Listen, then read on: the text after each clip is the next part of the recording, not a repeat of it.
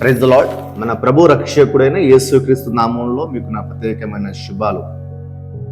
ఈరోజు దేవుని చేత బహుబలంగా వాడబడుచున్న దైవజనులు బిషప్ ఐజాక్ గారు మనతో ఉన్నారు.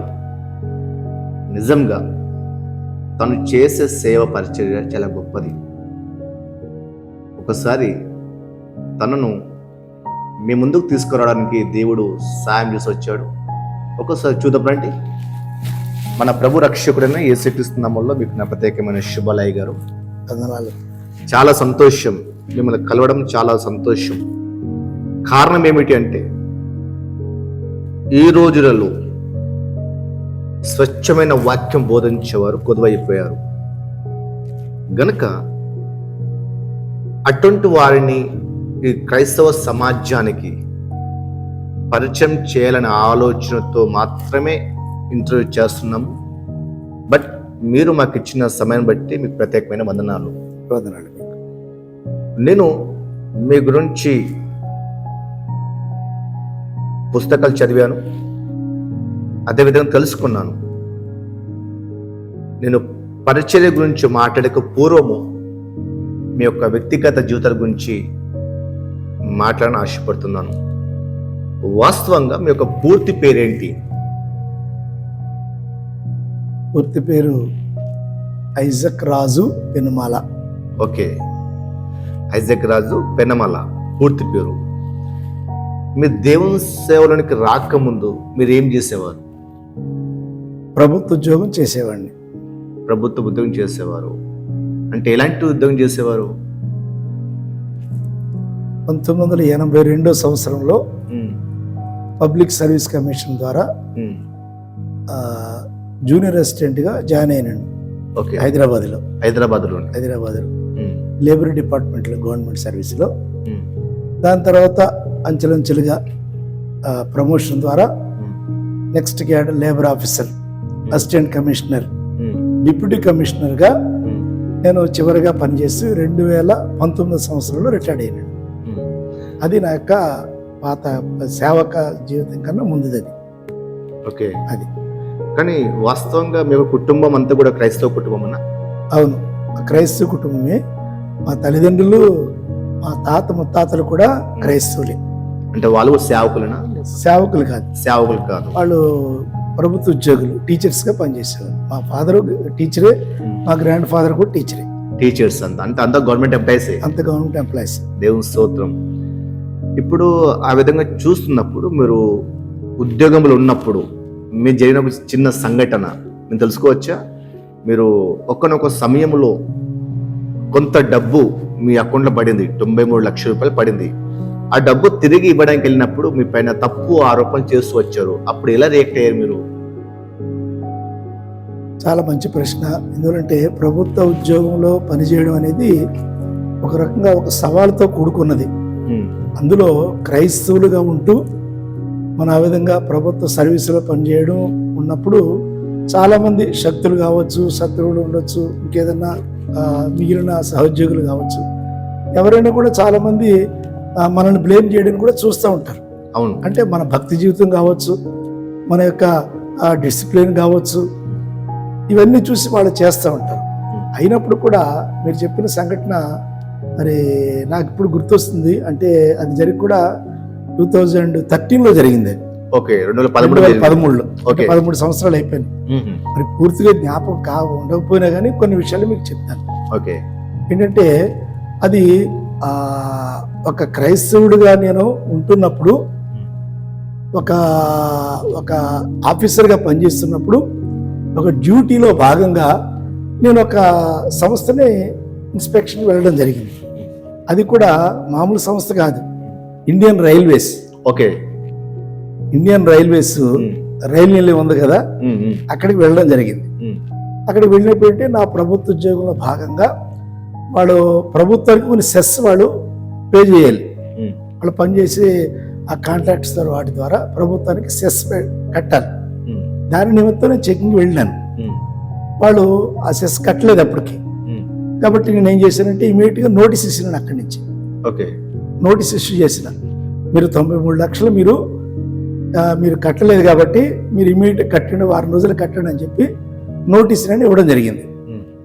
అయితే అందులో ఒక రకంగా చెప్పాలంటే ఆ నోటీసులో ఏం చేస్తామంటే ఏ విధంగా కట్టాలంటే ఫర్ అకౌంట్లో కట్టాలని చెప్పి మనం నెంబర్ ఇస్తాం అందులో.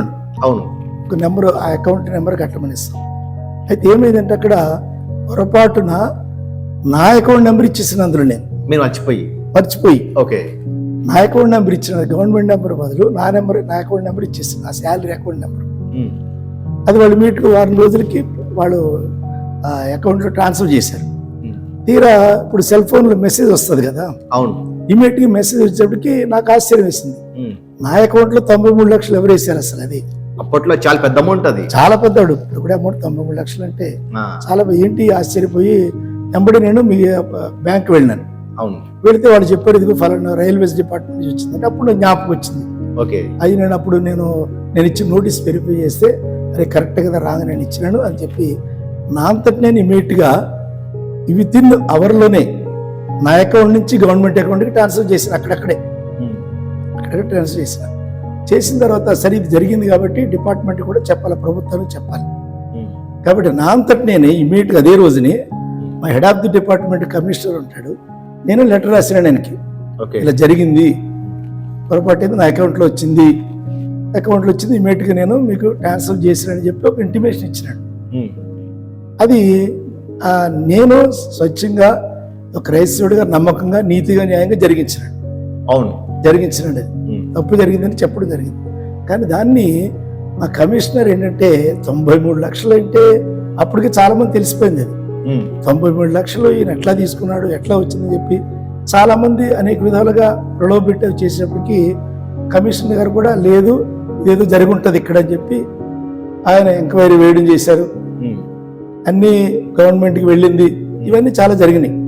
నేను ఒకటే ఆన్సర్ చెప్పిన నెక్స్ట్ డే, నేను ఐఎమ్ ఏ క్రిస్టియన్ లెటర్లో రాసిన నేను క్రైస్తవుడిని, నేను అబద్ధం ఆడినాను, నిజమే చెప్తా, సత్యమే జరిగింది, నేను చెప్పిన మీటింగ్ మీకు చెప్పిన, మీరు అడగలేదు, మీరు నోటీస్ చేయలేదు, మీరు ఎవరు నన్ను పాయింట్అవుట్ చేయలేదు, నా అంతటి నేను ఒప్పుకున్నాను, నేను నిజాయితీ నేను ఒప్పుకున్నాను, నేను అది గుర్తించండి అని చెప్పినాను. సరే అట్లా ఆఖరికి గవర్నమెంట్కి వెళ్ళినా ఒకటి చేస్తే ఆఖరికి అది సరైందంటే నా పొరపాటు చిన్న పొరపాటు అయినా కానీ ఇమీడియట్గా రెక్టిఫై చేసుకున్నారు కాబట్టి ఆయనలో ఏమీ పొరపాటు లేదు, ఆయన మిస్యూజ్ చేయలేదు అమౌంట్ అని చెప్పి కేసు క్లోజ్ చేశారు. చాలా గొప్ప విషయం ఇది. ఎందుకంటే 93 లక్షల రూపాయలు వచ్చాయంటే తిరిగి ఇవ్వడమే గొప్ప విషయం. అక్కడ కొంతమంది ఎలా ఉంటారంటే అమౌంట్ రాగానే ఇంకోలాగా ట్రై చేస్తుంటారు, వేరే వెళ్తూ ఉంటారు. జస్ట్ ఒక్క మినిట్, మా సహోద్యోగులు కూడా చెప్పారు అట్లా, అసలు సర్వీస్ లో రిటైర్డ్ అయితే 93 లక్షలు కూడా రాదు నీకు, అవును సర్వీస్ బెనిఫిట్స్ ఎందుకు అంత ఇమీడియట్ గా చేసినా అన్నారు కొంతమంది. అంటే హిందూస్ కొంతమంది అంటారు కదా, అవును వాస్తవమే అన్నారు. నేను అటువంటి పని చేయను, నేను క్రిస్టియన్ గా నీతి నిజాయితీగా ఉంటాను అని ఓపెన్ గా చెప్పడం జరిగింది. అది గొప్ప, అదే దేవుడు నన్ను కాపాడాడు అంతే. నేను నిజాయితీగా ఉన్నందువల్ల దేవుడు నన్ను కాపాడాడు. అవును వాస్తవం. ఎన్నో శత్రువులు వచ్చాయి. కానీ అదే విధంగా మీకు కొన్ని విద్యా సంస్థలు ఉన్నాయి కదా, ఆర్యభట్ట స్కూల్ ఇక్కడ ఉప్పల్ దగ్గర ఉంది, అది ఇప్పటికి ఉందా? లేదండి. అది ఎందుకు తీసేశారు? అది నేను సేవలోకి రాకముందు, అంటే పూర్తి సేవలో రాకముందు స్కూల్ ఉండే, సేవలోకి వచ్చిన తర్వాత ఈ సేవ చర్చ్ మినిస్ట్రీస్ ఫెలోషిప్ వల్ల కొద్దిగా నాకు టైం అడ్జస్ట్ కాలేదు. అంటే ఇప్పుడు ఆల్మోస్ట్ మీకు ఇప్పుడు ఎటువంటి బిజినెస్ అంటే ఏం లేవు, ఇప్పుడు ఏం లేదు, ఓన్లీ సేవ. ఓకే, మీరు సేవకు వస్తున్న సమయంలో మీరు ఎలా గుర్తించారు నాకు దేవుని పిలుపు ఉందని? ఓకే, అది కూడా మీకు చెప్తాను. నా సేవ ప్రారంభించింది 1998 సంవత్సరం. 98 సంవత్సరం అంటే 28 సంవత్సరాల ముందు. ఇప్పుడు నేను చూస్తే అవును 28 సంవత్సరాల్లో నా సేవ ప్రారంభమైంది. అవును, ఆ సేవ చాలా అద్భుత రీతిగా నాకు కూడా అనిపిస్తుంది ఒక్కోసారి. ఎట్లా అంటే ఒక ప్రభుత్వ ఉద్యోగం ఉన్నాను, మంచిగా ఉద్యోగం చేసుకున్నాను, ఒక ఆఫీసర్గా ఉన్నాను, చేస్తున్నాను, ఆ డ్యూటీ చేస్తున్నాను. ఆ డ్యూటీ చేస్తున్నప్పుడు చాలామంది సహోద్యోగులు కూడా అసలు నీకు ఇంత తెలివితేటలు ఎట్లా వచ్చినాయి, ఇంత ట్యాక్లు ఎట్లా చేస్తున్నావు అంటే, బయట ఎక్కువగా మేము ఎగ్జిక్యూటివ్ జాబ్ చేస్తూ ఉండాలి. లేబర్ ఆఫీసర్ అంటే సంస్థలో కావచ్చు, వర్కర్ దగ్గర కావచ్చు, యజమాని దగ్గర కావచ్చు, కొద్దిగా మాట్లాడే విధానం ఉండాలి అక్కడ. అవును, స్కిల్ కావాలి. అసలు నా పనితనం చూసి నా జ్ఞానం చూసి వాళ్ళు ఆశ్చర్యపోయేవారు. ఏంటి నువ్వు ఎంతలాగా ట్యాకిల్ చేయగలుగుతున్నావు, ఎంతమంది నువ్వు కంట్రోల్ చేయగలుగుతున్నావు అన్నప్పుడు నాకు ఒకటి అనిపించింది. అప్పుడు నాకు ఒక రోజుని 1998 సంవత్సరంలో ఇవి జనవరి అనుకుంటాను. ఆ టైంలో ఉన్నప్పుడు నేను అప్పుడు అనుకున్నాను, అప్పుడు రాత్రి సమయంలో ఒకసారి మరి ప్రభా నీవే నాకు జ్ఞానాన్ని ఇచ్చినావు, చదువు ఇచ్చినావు, మంచి ఉద్యోగాన్ని ఇచ్చినావు, మంచి అధికారాన్ని ఇచ్చినావు, అన్నీ చేసినావు. నా జ్ఞానాన్ని నా తెలివిని ఒక లోకానుసారంగా ఒక ప్రభుత్వం వచ్చి ఉపయోగిస్తున్నాను నేను. ఆ జ్ఞానం నీ కొరకు ఎందుకు ఉపయోగించుకోకూడదు నేను అని మీరు ఆలోచించారు? అది ఆలోచించాను. ఓకే, ఆలోచించినప్పుడు ఎంబడే తర్వాత ఫిబ్రవరి అనుకో, దాని తర్వాత ఆలోచిస్తున్నప్పుడు నేను సంఘంలో ఉన్నప్పుడు సంఘ కాపరి కూడా ప్రోత్సహించాను నన్ను. అది గుడ్ ఫ్రైడే టైంలో 7 మాటలు చెప్తారు కదా. అవును, 7 మాటలు ఆయన ప్రోత్సహించి సంఘ కాపరి నాకు మీరు ఒక వర్డ్ తీసుకోండి, 7వ మాట ఇచ్చారు నాకు. ఓకే, సారీ 6వ మాట అనుకుంటా. అంటే నేను కొత్తగా వచ్చాను కాబట్టి 5 మాటలు వేరే వాళ్ళు చెప్పేస్తారు, సీనియర్స్ చెప్తారు. 6వ మాటలు నేను చెప్పాలి, 7వ మాట పాస్టర్ క్లోజ్ చేస్తారు. సరే ఈయన వాళ్ళందరూ ఎట్లా మంచి సీనియర్స్ మంచి చెప్తారు కాబట్టి ఈయన ఎట్లా చెప్పినా నేను కవర్ చేసుకొచ్చాను ఆయన ఆ విధంగా అనుకున్నారు. ఓకే, కానీ అద్భుత రీతిగా ఏంటంటే మరి దేవుడు నన్ను మంచిగా వాడుకున్నాడు ఆ రోజు. ఆయన చెప్పింది ఏంటంటే తర్వాత అందరికన్నా నువ్వు బాగా నెంబర్ 1 చెప్పినావు నువ్వు. అవును అని ఆ రోజు అనడం జరిగింది. అక్కడి నుంచి మొదలుకొని కంటిన్యూగా ఇంకా ఆ సేవ అంటే ఒక వాక్య భాగంగా వాక్యము బోధించడం, అట్లా నేను అందులో తర్ఫీదు పొందుతూ చేసినాను. అయితే ఒక్క విషయం ఒకటి గమనించాలి ఏంటంటే, నేను మరలా బైబిల్ ప్రకారంగా వస్తే ఏంటంటే ఈ సేవ భారము పిలుపు అనేది ఏంటంటే 2 రకాలుగా ఉంటుందని నేను గమనించినాను. ఒకటి ఏంటంటే దేవుడు పిలుస్తాడు, ఇదిగో నువ్వు సేవకురా, పరిచర్యకురా, ప్రత్యేక కాలింగ్ ఉంటుంది. రెండవది బైబిల్లోనే ఒక మాట ఉంది, ఎట్లంటే యెషయాకి ఒక కాలింగ్ ఉంది. అవును, 6వ అధ్యాయంలో ఎవరు వెళతారు సువార్త పరిచయం చేయడానికి, ఎవరు వెళతారు, ఎవరు రక్షిస్తారు అని ఆ దర్శనంలో తను చూస్తాడు యెషయా. అవును, చూసినప్పుడు యెషయా ఏమంటాడు, నేను వెళ్తాను అంటాడు. అది నాకు కలిగింది అప్పుడు నాకు. ఓకే ఓకే, అంటే అప్పుడు నేను చేస్తానన్నాను కదా, నా అంతటి నేను సేవ చేయాలనుకున్నాను. నీ సేవ నా జ్ఞానాన్ని ఇచ్చిన జ్ఞానాన్ని ఆ వాక్యం ద్వారా ఇతరులకు ప్రకటించాలి, అనేక మందికి బైబిల్లో సత్యాలు ప్రకటించాలి అని అనుకున్నాను. కాబట్టి యెషయా భక్తుడు నాకు జ్ఞాపకం వచ్చాడు. కాబట్టి ఆ సేవా పిలుపు దేవుడు పిలిచింది ఒకవేళ అయినప్పుడు కూడా ఒకవేళ కానప్పుడు కూడా నా యెషయాలాగా నా అంతటి నేను ప్రభు సేవకు వెళతాను అని చెప్పి తీర్మానం చేసుకుని రావడం జరిగింది. ఓకే, మీరు సేవకు వస్తున్న సమయంలో అంటే జాబ్ చేస్తూ ఇక్కడ సేవ చేయాలంటే కొంచెం డిఫికల్ట్ ఉంటుంది. ఇప్పుడు జాబులు ఒకలా ఉంటాము, సేవలు ఇంకోలా ఉండవలసి వస్తుంది. అవునా? అటువంటి తరుణంలో కొంతమంది మనకు పాయింట్ అవుట్ చేస్తూ ఉంటారు. అలా ఎలా ఫీల్ అయ్యారు అటువంటిప్పుడు మీరు? నాకు అంటే మీకు కింద ఒక ఎగ్జాంపుల్ చెప్పాను కదా. అవును, ఆఫీసులోనే అట్లా ఉంటే సంఘ జీవితంలో ఏ విధంగా ఉంటాం మనం?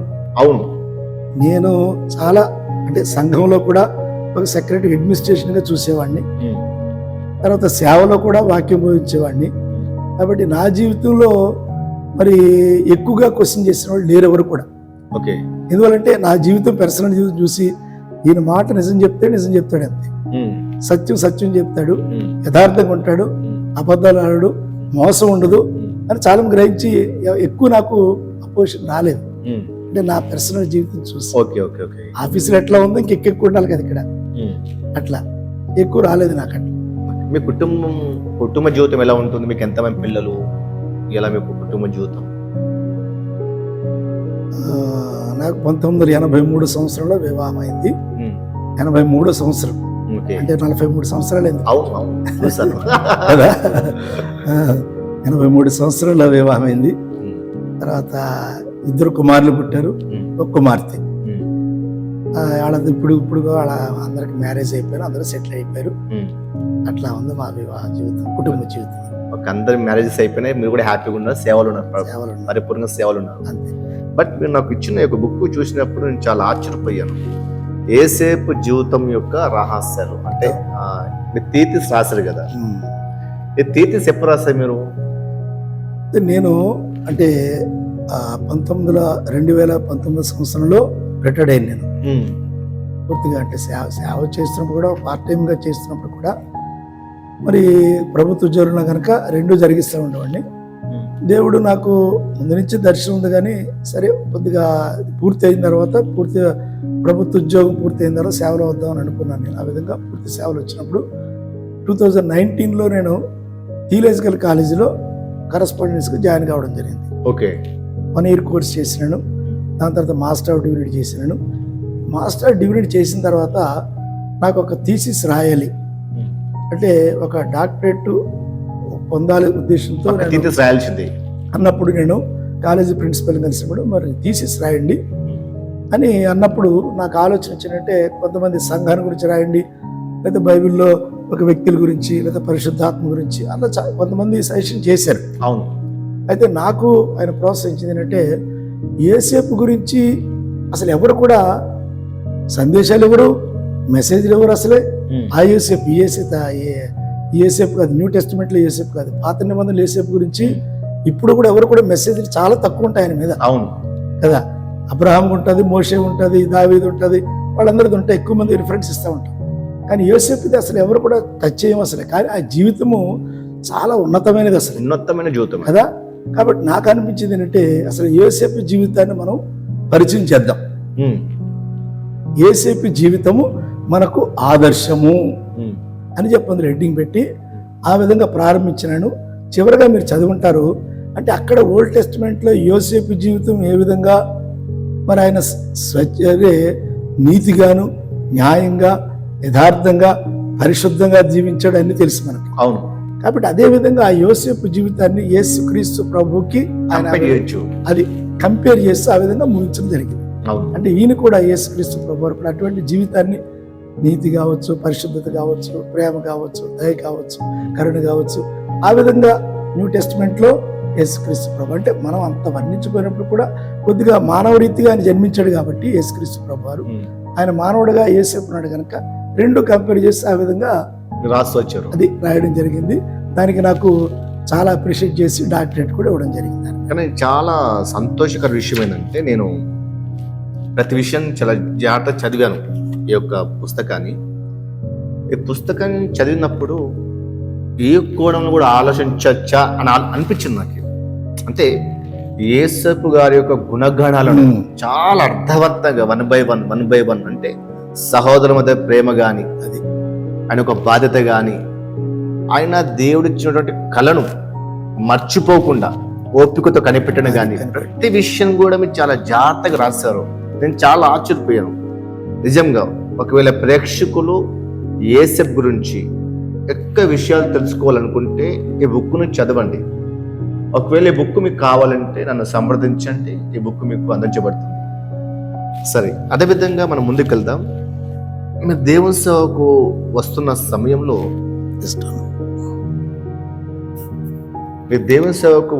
సమయంలో అనేక విషయాలు మీరు చూస్తూ ఉంటారు. ఈరోజు ప్రత్యేకంగా ఈ యొక్క ఇంటర్వ్యూ చేయడానికి మూల కారణం ఏంటంటే, నేను మీ యొక్క వాక్యం విన్నాను. క్రిస్టమస్ సమయంలో మీరు వాక్యం బోధించారు, ముస్నాబాద్ ప్రాంతంలో మీరు వాక్యం బోధించారు. చాలా అర్థవంతంగా బిబ్లికల్గా వాక్యం బోధించారు. మీరు బోధించిన 5 విషయాలకు ఇప్పుడు గుర్తున్నాయి. మంచిది. అంటే ఎంతగా చక్కగా వాక్యం బోధించారు అంటే చాలా నీట్గా బోధించారు. చదువుకున్న వారికి అర్థమయ్యేటట్టుగాను, చదువులేని వారికి అర్థమయ్యేటట్టుగాను వాక్యం బోధించారు. అది చాలా తక్కువ మందిలో ఉంటే క్వాలిటీ అది. అందుకని నేను కొన్ని విషయాలు మీతోని బిబ్లికల్గా మాట్లాడిన ఆశ కలిగి ఉంటున్నాను. మన బైబిల్ గ్రంథంలో కొన్ని విషయాలు చూస్తున్నప్పుడు అపోస్తల కార్యములు 2వ అధ్యాయం చూస్తూ ఉంటాము. అపోస్తల కార్యము 2వ అధ్యాయము అనేక మంది అనేక రకాలుగా వాళ్ళు బోధిస్తూ ఉంటారు. అసలు అపోస్తల కార్యములు 2వ అధ్యాయంను మనం ఏ విధంగా చూడగలం, అది ఎలా అర్థం చేసుకోగలం మనం?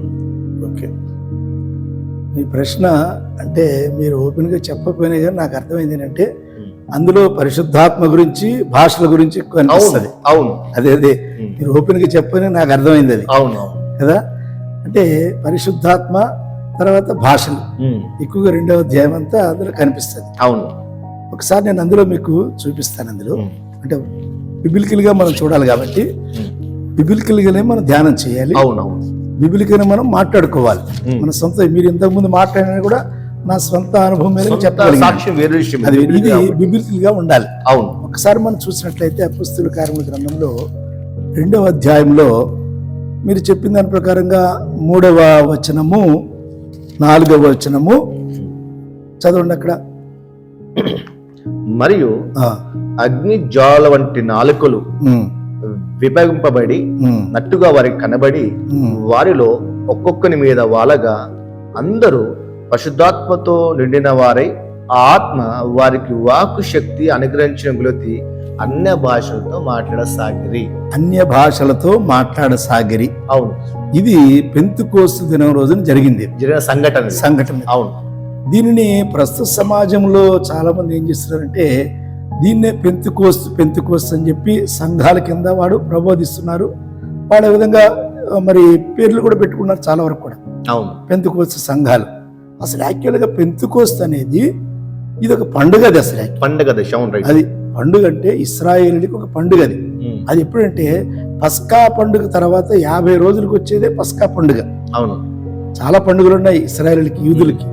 ఇది ఒక పండుగ. ఇది అంటే యేసుక్రీస్తు ప్రభువారు ఆయన పస్కా పండుగ రోజున మరణించారని తెలుసు కదా మనకి. దాని తర్వాత 40 రోజులకి ఆయన ఆరోహణ అవుతాడు. ఆయన 40 days తర్వాత. దాని తర్వాత ప్రభువారు చెప్పిన ప్రకారంగా వారందరూ కూడా వేచి చూస్తూ ఉంటారు పరిశుద్ధాత్మ గురించి. మొదటి అధ్యాయం చూసినట్లయితే ఆయన అక్కడ వేచి చూడమంటారు పరిశుద్ధాత్మ గురించి. మొదటి అధ్యాయంలో చూసారా? మొదటి అధ్యాయంలో పరిశుద్ధాత్మలో బాప్తిసం పొందెదరు. మొదటి అధ్యాయం 5వ వచనంలో కొద్ది దినములలోగా మీరు పరిశుద్ధాత్మలో బాప్తిసం పొందెదరు అని. అవును. దాని ప్రకారంగా అక్కడ ఆ మేడగదిలో ఆ ప్రదేశంలో వారు 120 మంది విశ్వాసులు, శిష్యులు ఉన్నారు, స్త్రీలు ఉన్నారు, అందరూ ఉన్నారు. వారు వెయిట్ చేసి 10 రోజులు వెయిట్ చేశారు. వారు 40 రోజులని ఆరోహణం అయితే 50 రోజుని ఆ పండుగ రోజుని జరిగిన సందర్భం ఇది. అంటే మీకు ఎందుకు చెప్తానంటే పెంతెకోస్తు అనేది ఒక పండుగ. అది దీన్ని సంఘం కింద దాన్ని మన వాళ్ళు అంటే కొంతమంది సంఘం కింద దాన్ని మరి వారు సంఘాల ప్రారంభించి చూస్తున్నాం. కానీ పెంతెకోస్తు అనేది సంఘము అంటే నేను ఒప్పుకోను, కానీ అది పరిశుద్ధాత్మతో నిండుకున్నదని మనం అనుకోవాలి. ఒక దినం అది. సరే, ఇందులో చాలా భాగాలు ఉన్నాయి. చాలా మంది ఏం చేస్తారంటే ఈ మొదటి 2, 3, 4 వచనాల వరకు ఆపేస్తారు. అవును. మీరు ప్రశ్న ఏం అడిగారు మీరు అందులో? అసలు 2వ అధ్యాయము మొత్తం అంటే మొదటి వచనం నుంచి ఎన్ని ఉన్నాయి? ఇందులో 47 వచనాలు ఉన్నాయి. అవును. కాబట్టి 47 వచనంలో ఒకసారి మనం ఆలోచిస్తే నేను ధ్యానం చేసే ప్రకారం ఏమనిపించింది అంటే ఇందులో ప్రాముఖ్యంగా రక్షణ గురించి కనిపిస్తుంది. రక్షణ కూడా కనిపిస్తుంది. ఎందుకు రక్షణ అంటే ఈ యొక్క పరిశుద్ధాత్మ వచ్చినప్పుడు ఇక్కడ పేతురు 2 రకాలుగా అంటే 3 కనిపిస్తాయి ఇక్కడ. అన్య భాషల్లో మాట్లాడతారు, 2వదిగా ప్రవచనాలు కనిపిస్తాయి, 3వదిగా వాక్యం కనిపిస్తాయి. మొదటి 4 వచనాలు భాషలు కనిపిస్తాయి. తర్వాత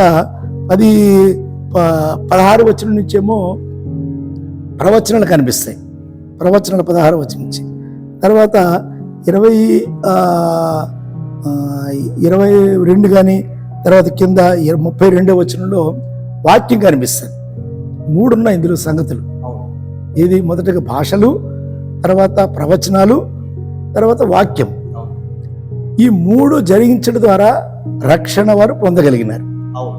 అంటే దీని ద్వారా మనం గ్రహించవలసిన 2వ అధ్యాయం ద్వారా మొట్టమొదటిగా దేవుడు ఆశించేది భాషల గురించి కాదు, తర్వాత మిగిలిన వాటి గురించి కానీ రక్షణ పొందాలి. ప్రజలందరూ కూడా రక్షణ పొందాలి.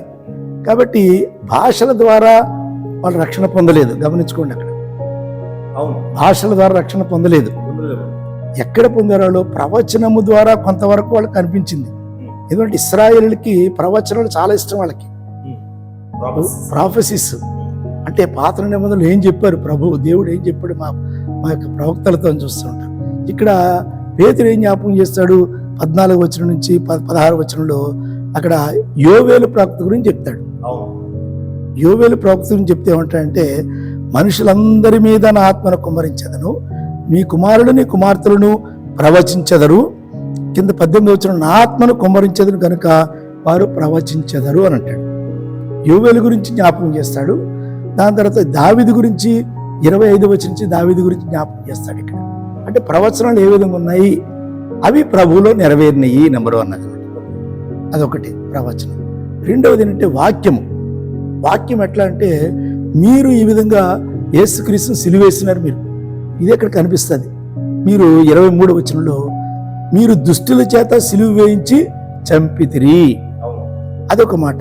కింద వచనంలో 33వ వచనంలో 32వ వచనంలో ఈ యేసును దేవుడు లేపెను, దీనికి మేమందరము సాక్షులు. అంటే ఇది ఒక వాక్యం అని ఉంటుంది.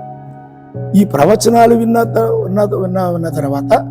తర్వాత ఈ యొక్క వాక్యం విన్న తర్వాత అప్పుడు వారి హృదయం మండింది. మండిన తర్వాత మేము ఏం చేయాలని ప్రశ్నించినప్పుడు మీరు బాప్తీసు పొందండి, అప్పుడు మీరు రక్షణ పొందుతారు. అంటే మెయిన్ ఏంటంటే దేవుని యొక్క ఉద్దేశం అంటే అందరూ కూడా రక్షణ పొందాలి, సాల్వేషన్ పొందాలని ఉద్దేశం. కాబట్టి ఈ భాగంలో గమనించినట్లయితే భాషలో ఉండొచ్చు, ప్రవచనాలు ఉంటాయి, వాక్యం ఉంటుంది. వీటి ద్వారా రక్షణ పొందడంలో ఎక్కువ శాతము ప్రవచనాలు పనికొచ్చినాయి, వాక్యం కూడా పనికొచ్చింది. మీరు చెప్పుకోవచ్చు విషయం ఏంటంటే ఇక్కడ భాషలు అవసరమే, ప్రవచనం అవసరమే, వాక్యం అవసరమే. రెండింటికంటే ప్రాముఖ్యంగా వాక్యం ద్వారా రక్షించబడ్డారు. అది సరే, మీరు అన్న దాంట్లో కూడా భాషలు కూడా మనం అది కూడా చూడాలి. అయితే భాషల గురించి వెళ్ళేటప్పుడు ఏంటంటే మనకి ప్రాముఖ్యంగా పౌలు భక్తుడు కొరింథీ పత్రికలో తెలియజేశాడు 14వ వచనంలో.